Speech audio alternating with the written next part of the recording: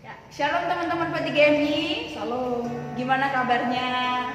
Walaupun mungkin sampai saat ini kita belum bisa ibadah bareng, ngobrol bareng, ketawa bareng, tapi kita tetap bersyukur ya, karena Tuhan terus memberikan kita waktu untuk kita terus bersekutu dengan Tuhan. Amin. Nah, teman-teman yang terkasih, walaupun kita ibadah secara offline lewat YouTube Gemi Anugerah Lubulingga, jangan khawatir, tetap bersukacita, tetap disiplinkan diri untuk kita terus memuji dan memuliakan nama Tuhan. Pada malam hari ini kita akan kembali memuji Tuhan, kita akan bersekutu, menaikkan penyembahan kita di hadapan Tuhan. Mari kita bersatu sejenak saat teduh dimulai.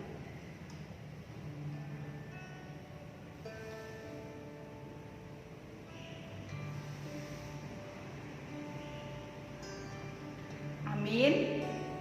Kita akan memuji Tuhan bersama. Namun sebelumnya sebagai anak-anak muda kita harus memiliki semangat. Oke? Saya mengajak teman-teman yang ada di rumah bangkit berdiri dong, walaupun di rumah, supaya semakin semangat. Kita mau menyanyikan Mars P3MI kita.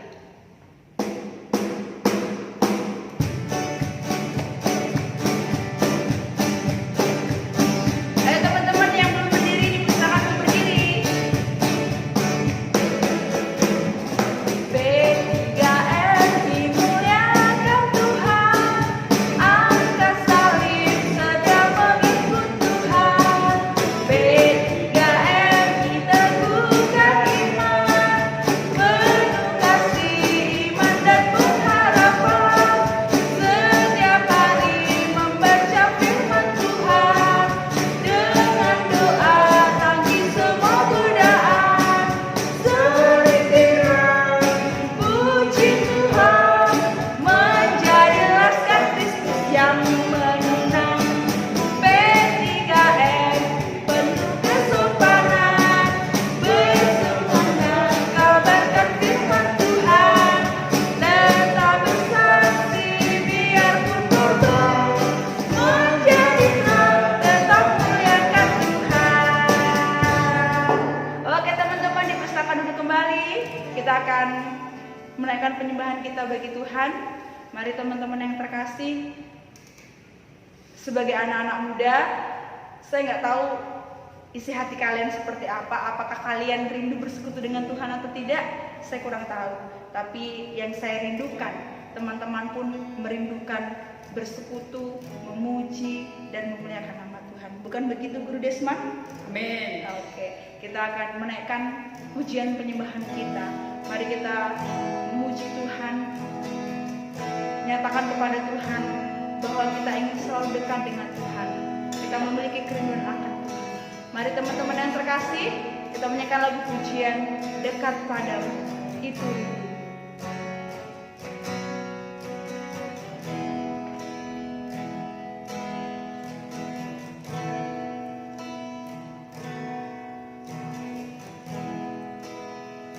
dekat padamu, itu rinduku. Setiap katamu kami menunggu Tuhan.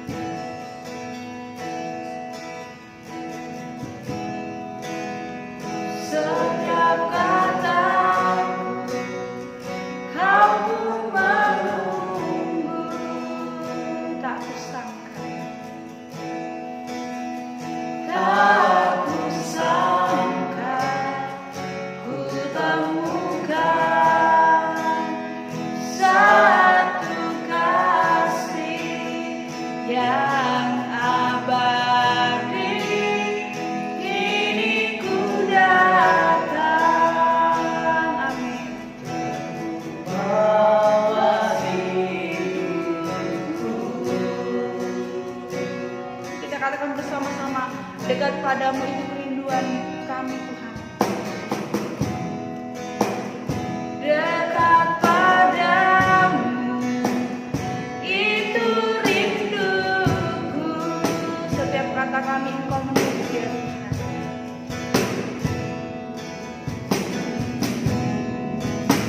Setiap kataku kamu menunggu.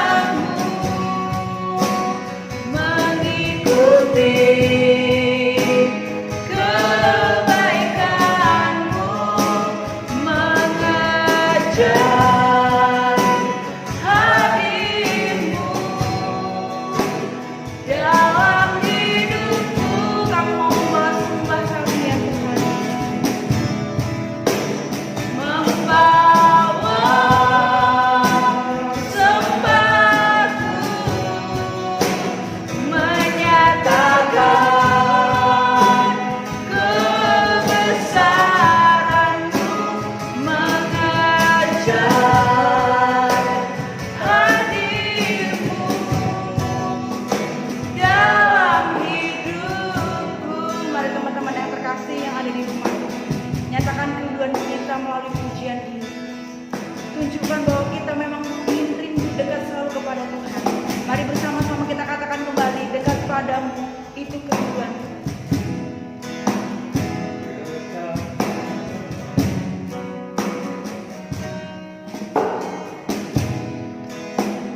Dekat padamu itu rinduku. Benar ya Tuhan.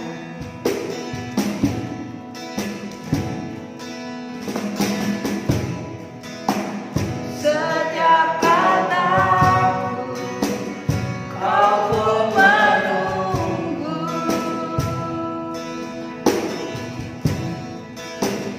Tak kusangka ku temukan satu kasih yang abadi. Kini ku datang dan ku bawa hidupku.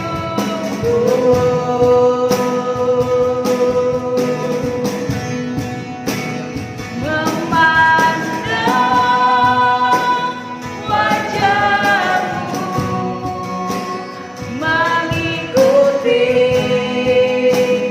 kebaikanmu, mengejar hadirmu dalam hidupku. Mari kita bawa sembah kita kepada Tuhan. Membawa sembahku, menyatakan kebesaranmu, mengejar hadirmu dalam hidupku. Teman-teman yang terkasih, mari kita bersatu dalam doa. Benar ya Tuhan, pujian yang kami agungkan di hadapan-Mu menunjukkan begitu besar kerinduan kami akan Tuhan untuk bersekutu memuji Engkau bersama dengan saudara-saudara seiman kami ya Tuhan. Tuhan Yesus, pada malam hari ini kami tetap menaikkan syukur Tuhan. Sekalipun mungkin kami belum bisa bertatap muka, kami belum bisa berkumpul bersama sebagai anak-anak muda, tapi kami sangat mengucap syukur Engkau boleh memberikan kami waktu untuk bersekutu, menyembah, memuji Engkau. Kami memohon kelayakan yang daripada-Mu ya Tuhan. Kami memohon pengampunan daripada-Mu Tuhan, sehingga ibadah kami pada malam hari ini boleh berkenan di hadapan Tuhan dan memuliakan nama-Mu. Terpujilah nama-Mu, dalam nama Yesus kami berdoa, haleluya, amin. Ya teman-teman yang terkasih dalam nama Tuhan Yesus, pada malam hari ini tiba saatnya kita akan mendengarkan firman Tuhan. Firman Tuhan malam hari ini yang akan disampaikan oleh Guru Rocky Nenggolan. Mari kita mengangkat pujian kembali. Kita katakan, pribadi yang mengenal hati. Seperti rusa yang haus, rindu aliran sungai.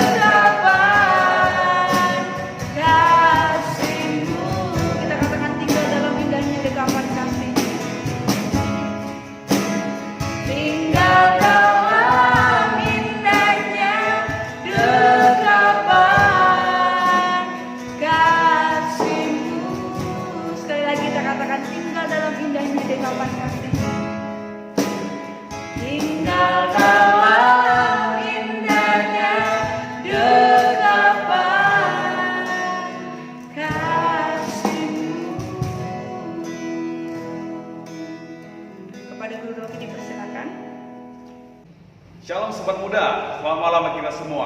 Mari langsung saja, sebelum kita mendengar firman Tuhan, mari kita berdoa. Bapa Sorgawi, terima kasih Tuhan, kami akan mendengar firman-Mu. Mari Engkau Tuhan kami yang baik, yang akan menolong kami, sehingga firman Tuhan yang akan kami dengar Tuhan, membuat iman kami bertumbuh, dan membuat kami lebih dekat lagi kepada Tuhan. Terima kasih Bapa Sorgawi, kami bersyukur dan berdoa, haleluya, amin. Ya teman-teman, shalom bagi kita semua. Saya mengucapkan selamat malam bagi kita semua. Saya harap kawan kita selalu sehat-sehat saja, walaupun kita semua dirindungi oleh virus corona. Saya berharap teman-teman yang menyaksikan video ini sekarang, baik yang ada di rumah, di tempat kerja, dan dimanapun, teman-teman tetap sehat-sehat selalu ya. Jangan lupa pakai masker, pakai hand sanitizer, dan tetap menjaga diri.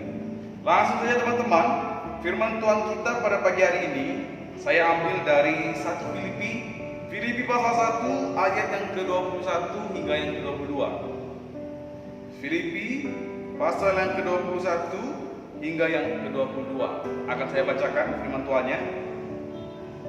Ayat yang ke-21, karena bagiku hidup adalah Kristus dan mati adalah keuntungan. Tetapi jika aku harus hidup di dunia ini, itu berarti bagiku bekerja memberi buah. Jadi mana yang harus dipilih, aku tidak tahu. Ya teman-teman, ketika ada suatu pertemuan, di dalam suatu pertemuan itulah nanti akan ada namanya perpisahan. Kenapa harus ada perpisahan? Ya, pertama karena adanya jarak. Yang kedua, waktu. Yang ketiga, ruang. Dan yang terakhir mungkin akhir kehidupan kita. Sebagai akhir kehidupan kita sebagai manusia, akhir kehidupan kita sebagai manusia adalah kematian. Tidak ada satu orang pun di dunia ini yang akhir pada kehidupannya adalah kekekalan atau keabadian. Tidak ada. Selama kita menjadi manusia yang hidup di bumi, akhir kehidupan kita pastilah adalah kematian. Ketika saya sering ikut ibadah penghiburan, banyak orang berkata seperti ini kepada saya, "Guru, kehidupan kita ini seperti sedang mengantri." Maksudnya apa Pak? Kita seperti sedang mengantri siapa yang akan pulang selanjutnya ke Bapak. Siapa lagi dan siapa duluan yang akan pulang kepada Bapak? Teman-teman, memang ketika kita kehilangan sesuatu yang berharga dalam kehidupan kita, contohnya saja ketika kita kehilangan orang yang berharga dalam kehidupan kita, pastinya hati kita akan terluka. Pastinya kita akan merasakan duka cita yang sangat dalam kehidupan kita. Dan itu hilangnya dalam waktu yang panjang dan cukup lama. Tetapi kita sebagai orang percaya teman-teman, kita yakin menurut iman percaya kita, kematian bukanlah akhir bagi kehidupan kita. Kematian bukanlah menjadi akhir bagi orang percaya. Kalau kita melihat di konteks teks ini, cukup menarik teman-teman. Kalau kita melihat konteks teks ini dituliskan oleh Rasul Paulus. Dituliskan oleh Rasul Paulus untuk jemaat yang ada di Filipi. Tetapi teks ini dituliskan oleh Rasul Paulus ketika Rasul Paulus sedang di dalam penjara. Ketika di dalam penjara, Rasul Paulus sendiri dapat memberikan nasihat-nasihat kepada jemaat Filipi. Rasul Paulus sendiri dapat menunjukkan makna kehidupannya kepada jemaat Filipi, walaupun ia sendiri sedang berada di dalam penjara. Sungguh menarik kan? Ketika orang di dalam penjara, apakah kita masih bisa memikirkan orang lain dalam kehidupan kita? Misalnya kalau kita di dalam masalah, apakah kita masih bisa membantu orang menyelesaikan masalahnya? Pasti kita akan menyelesaikan masalah kita dulu dong, baru kita menyelesaikan masalah orang lain. Teman-teman, Rasul Paulus menunjukkan makna kehidupannya kepada jemaat Filipi, bahwa ia hidup dan dialah hidupku dan matiku hanya untuk memuliakan nama Tuhan. Jadi pada malam hari ini saya mengajak kita semua, pada malam hari ini kita akan belajar bersama-sama bagaimana orang percaya pada saat ini memaknai hidupnya. Sekali lagi, bagaimana orang percaya pada saat ini memaknai hidupnya.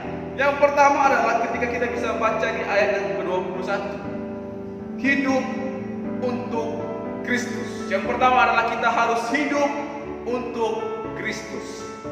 Ketika kita hidup untuk Kristus, teman-teman, dengarkan ini.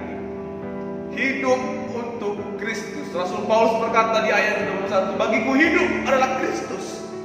Kata-kata ini bukan menjadi kata-kata yang belaka bagi Rasul Paulus. Kata-kata ini bukan, oh sudah hidup bagi Kristus ya, saya lakukan aktivitas saya seperti biasa. Saya hidup semau-mau saya. Enggak. Tetapi ketika Rasul Paulus berkata, bagiku hidup adalah Kristus, ia menunjukkan melalui cara hidupnya apa itu hidup bagi Kristus. Rasul Paulus, ketika kita melihat di dalam kehidupan Rasul Paulus, kita bisa melihat di perikop-perikop sebelumnya atau di kitab-kitab sebelumnya, melalui kehidupannya, melalui hidupnya, perkataannya, tingkah laku dan pikirannya yang menunjukkan apa itu hidup untuk Kristus. Rasul Paulus melayani Tuhan sampai akhir hidupnya. Itulah artinya bagiku hidup adalah Kristus. Ketika kita bisa melihat siapa itu Rasul Paulus, siapa itu Rasul Paulus, kalau kita melihat di ayat-ayat sebelumnya atau di perikop-perikop kitab sebelumnya, Rasul Paulus bukan orang yang suci. Rasul Paulus pada masa lalunya bukan orang yang baik. Rasul Paulus pada waktu lalu, pada masa lalu sebelumnya bertobat, dia dikenal sebagai Saulus. Saulus ini adalah orang-orang yang memenjarakan anak-anak Tuhan, orang-orang yang menyiksa anak-anak Tuhan. Tetapi sejak pertobatan Rasul Paulus kepada Tuhan, ia tidak pernah sekali-sekali melihat masa lalunya, melainkan ia hidup untuk Kristus. Ketika Rasul Paulus di sini, teman-teman, ia dapat menunjukkan bagaimana ia mendedikasikan hidupnya untuk Kristus. Cukup menarik kan? Ketika saya mendedikasikan hidup saya untuk Kristus, saya akan melakukan semua yang diinginkan Kristus dalam kehidupan saya. Tidak peduli apapun itu. Teman-teman, di sini Rasul Paulus, ketika kita bisa melihat sampai akhir hidup, ia tetap melayani Kristus. Walaupun banyak yang dihadapi, bukan hal-hal yang menarik saja yang dihadapi oleh Rasul Paulus, tetapi ketika ia melayani, ia disiksa, ia dipenjara, dan banyak hal lagi yang dihadapi oleh Rasul Paulus. Tetapi ia tetap setia, karena bagiku hidup adalah Kristus. Ia hidup untuk Kristus, dan apapun yang terjadi dalam kehidupannya, ia tetap percaya bahwa hidupnya untuk Kristus. Menarik sekali, teman-teman. Saya mempunyai suatu ilustrasi yang menggambarkan sebagai berikut. Ilustrasinya adalah pada suatu hari ada seorang anak kecil. Ia tersesat di suatu gudang yang gelap. Ketika anak kecil itu tersesat, ia memanggil nama orang tuanya. Ayah, dia panggil ayahnya. Ayah, di mana kau? Ketika ia memanggil ayahnya, ada dua suara. Ada dua suara yang berbunyi demikian. Yang pertama, suara orang yang tidak dikenalnya. Orang itu berkata, anakku, mundurlah 5 langkah, maka saya akan memelukmu. Suara yang kedua adalah suara ayahnya. Ayahnya bilang, anakku, majulah 5 langkah, maka saya akan memelukmu. Suara yang mana yang akan didengarkan oleh anak itu, teman-teman? Jikalau anak itu mengenal orang tuanya, ketika ia mendengar suara orang tuanya, belum orang tuanya ngomong, ia akan langsung lari mengejar orang tuanya. Begitu juga dengan orang percaya. Kalau kita begitu mengenal Tuhan dalam kehidupan kita, maka apapun yang akan dikatakan Tuhan lewat Alkitab ini, lewat firman Tuhan yang kita dengarkan, akan dapat kita lakukan dalam kehidupan kita. Semakin kita mengenal Tuhan, semakin itu juga kita melakukan apa yang diinginkan Tuhan dalam kehidupan kita. Selanjutnya, bagaimana cara orang Kristen memaknai hidup pada saat ini? Yang kedua dan yang terakhir adalah kita harus menghasilkan buah. Kita harus menghasilkan buah, itu kita bisa lihat di ayat yang ke-22. Saya akan bacakan itu semua. Tetapi jika aku harus hidup di dunia ini, itu berarti bagiku bekerja memberi buah. Jadi yang mana yang harus dipilih, aku tidak tahu. Teman-teman, apalah gunanya sebuah pohon apel jikalau ia tidak bisa menghasilkan buah apel? Pasti pohon itu akan ditebang, kayunya akan menjadi kayu bakar. Apalah gunanya jikalau kita menanam pohon durian, tetapi ia tidak bisa menghasilkan buah durian. Tidak ada artinya. Teman-teman, ketika Rasul Paulus mengatakan di ayat yang ke-21 selanjutnya, bagiku hidup adalah Kristus dan mati adalah keuntungan. Mengapa? Mengapa mati menjadi suatu keuntungan bagi Rasul Paulus? Karena Rasul Paulus tahu ketika ia mati, ia bisa bersama-sama dengan Tuhan. Itulah suatu kerinduan orang percaya ketika kita bisa bersama-sama dengan Tuhan. Di balik duka cita yang kita alami ketika kita kehilangan seorang, Tuhan telah menyediakan sukacita yang sungguh amat besar dalam kehidupan kita. Hanya melalui kematian sajalah manusia dapat bersama-sama hidup dengan Tuhan. Di dalam Yohanes pasal yang ke-14 di situ dijelaskan bahwa Tuhan telah menyediakan rumah. Tuhan telah menyediakan tempat bagi orang-orang yang percaya kepadanya.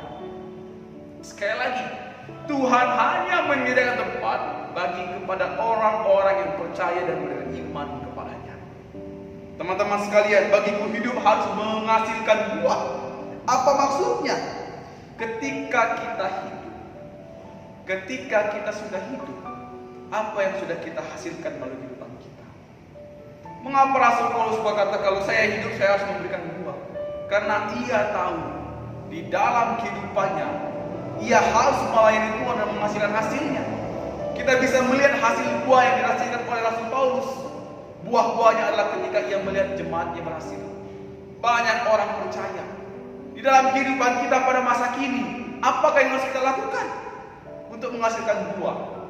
Yang pertama adalah kita harus menjadi teladan dimanapun kita berada. Ketika Bapak Ibu bekerja, ketika Bapak Ibu bekerja bagi orang lain, bekerjalah seperti Kristus mengasihimu, tidak setengah-setengah, maka orang itu akan terberkati. Ketika ada orang yang bekerja bagimu, bekerjakanlah orang itu seperti Kristus mengasihimu, maka orang itu akan terberkati. Ketika banyak hal terjadi dalam kehidupan kita, ingat, kita harus tetap menghasilkan buah. Di dalam suatu keluarga, teman-teman, ketika ada seorang bapak, ibu, dan anak, ketika seorang bapak sakit di dalam suatu keluarga, siapa duluan yang tahu? Kalau yang tahu tetangga, itu bahaya keluarganya, teman-teman. Bahaya keluarga itu karena yang tahu duluan keluarga, yang tetangga yang tahu duluan. Jika bapak sakit, pastilah yang tahu duluan adalah istrinya. Pagi-pagi istrinya bangun, dia lihat suaminya, oh suami saya sakit, dipegangnya panas badannya. Ketika mama sakit atau ibu sakit, siapa duluan yang tahu? Suaminya. Suami bangun dari istrinya, oh istri sakit. Ketika anak sakit, siapa yang tahu? Orang tuanya yang tahu. Karena orang tua adalah hal yang paling dekat kepada anak. Kita adalah anak-anak Tuhan.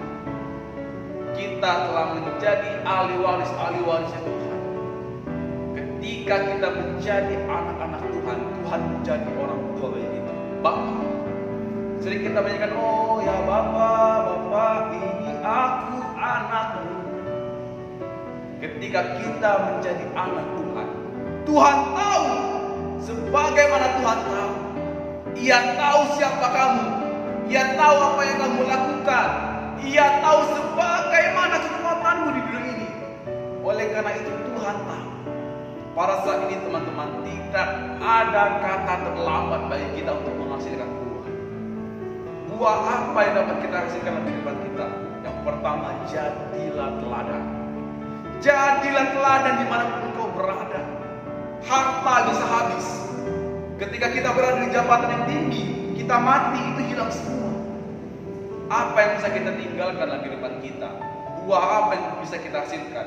Jadilah teladan. Berikanlah teladan yang baik. Dan yang kedua adalah wariskanlah iman yang telah diwariskan kepadamu kepada orang lain.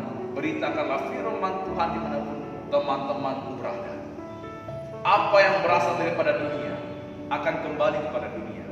Tetapi apa yang berasal daripada Tuhan akan kembali kepadanya.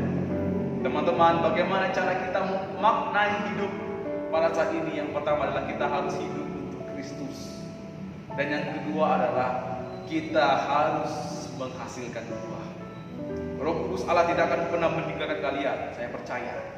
Roh Kudus Allah akan selalu memberkati kalian jikalau kalian ingin hidup bersama-sama dengan Tuhan. Percayalah, mintalah pertolongan kepada Tuhan. Kalau saya belum mampu, Tuhan pasti akan menolong kalian. Karena Tuhan berjanji Dia tidak akan pernah meninggalkan setiap anak-anaknya. Amin. Mari kita berdoa. Bapa Sorgawi, terima kasih Tuhan, kami bersyukur kepadamu. Kami belajar dari seorang Rasul Paulus dalam kehidupannya Tuhan. Dalam teladan kehidupannya kami belajar Tuhan, bagaimana cara kami memaknai kehidupan kami pada saat ini. Yang pertama, kami harus hidup bagi Kristus. Ajarkan kami Tuhan. Ajarkan kami untuk hidup bagi Kristus dalam kehidupan kami. Dan ajarkan kami untuk menghasilkan buah dalam kehidupan kami Tuhan. Kami percaya bahwa Roh Kudus Allah menolong kami. Kami percaya bahwa Roh Kudus Allah akan selalu memberkati dan menyertai kehidupan kami. Berkati anak-anakmu Tuhan pada saat ini. Jikalau mereka sedang mengalami kelemahan tubuh, Tuhan sembuhkanlah mereka. Jikalau mereka sedang bergelut dalam pekerjaan mereka, Tuhan tolonglah mereka ya Tuhan. Dan ketika mereka sedang berusaha untuk mencari pasangan hidup, Tuhan berikanlah yang terbaik bagi mereka. Terima kasih Bapa, Engkau Tuhan kami yang baik. Segala pergumulan hati kami Tuhan yang tidak kami dapat katakan melalui kata-kata, kami serahkan semuanya dalam tangan Tuhan yang tahu kehidupan kami sebagai anak-anak Tuhan. Terima kasih Tuhan, ampuni segala dosa dan kesalahan kami. Ampuni kami Tuhan, karena kami manusia yang berdosa.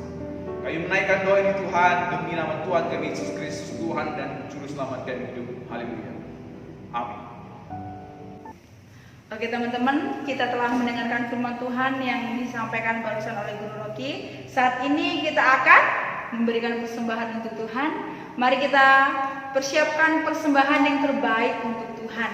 Dan nanti persembahannya boleh dikirimkan ke gereja atau langsung ke bendahara kita, yaitu Darren Jonathan Wijaya. Kita akan memberikan persembahan dengan diiringi lagu pujian Kecaplah dan Melihat. Teman-teman yang di rumah juga boleh bertepuk tangan, menunjukkan rasa syukur kita kepada Tuhan. Kecaplah dan lihatlah betapa baiknya Tuhan itu, rasakan dan nikmati kasih setia Tuhan. Kecaplah dan lihatlah betapa baiknya Tuhan itu, rasakan dan nikmati kasih setia Tuhan. Syukur bagimu Tuhan, selamat bagimu Tuhan, Allah yang mengasihiku, Allah yang memeliharaku. Syukur bagimu Tuhan, selamat bagimu Tuhan, Allah yang mengasihiku, Allah yang memeliharaku selamanya. Kita menyanyikan pujian ini sekali lagi. Kita katakan, kecaplah dan lihatlah betapa baiknya Tuhan itu. Kecaplah dan lihatlah betapa baiknya Tuhan itu, rasakan dan nikmati kasih setia Tuhan. Syukur bagimu Tuhan, selamat bagimu Tuhan, Allah yang mengasihiku, Allah yang memeliharaku. Syukur bagimu Tuhan, selamat bagimu Tuhan, Allah yang mengasihiku, Allah yang memeliharaku selamanya. Oke teman-teman, di bahasannya kita akan mengakhiri ibadah kita pada malam hari ini. Mari teman-teman yang ada di rumah, kita mau bersama-sama berdoa Bapa kami, lalu Bapa terima kasih. Mari kita berdoa Bapa kami. Bapa kami yang di surga, dikuduskanlah namamu, datanglah kerajaanmu, jadilah kehendakmu di bumi seperti di surga. Berikanlah kami pada hari ini makanan kami yang secukupnya. Dan ampunilah kami akan kesalahan kami, seperti kami sudah mengampuni orang bersalah kepada kami. Dan jangan bawa kami ke dalam pencobaan, tapi lepaslah kami daripada yang jahat. Karena Engkau yang punya kerajaan dan kuasa dan kemuliaan sampai selama-lamanya. Amin. Bapa, terima kasih. Bapa, terima kasih.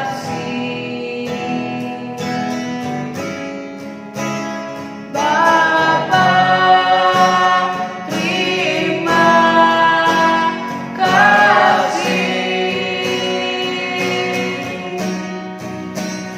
Bapa di dalam surga, ku terima kasih. Amin.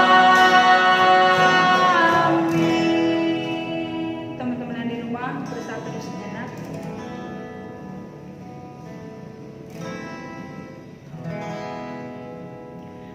Oke, selamat malam minggu bersama dengan keluarga dan orang-orang yang dikasihi.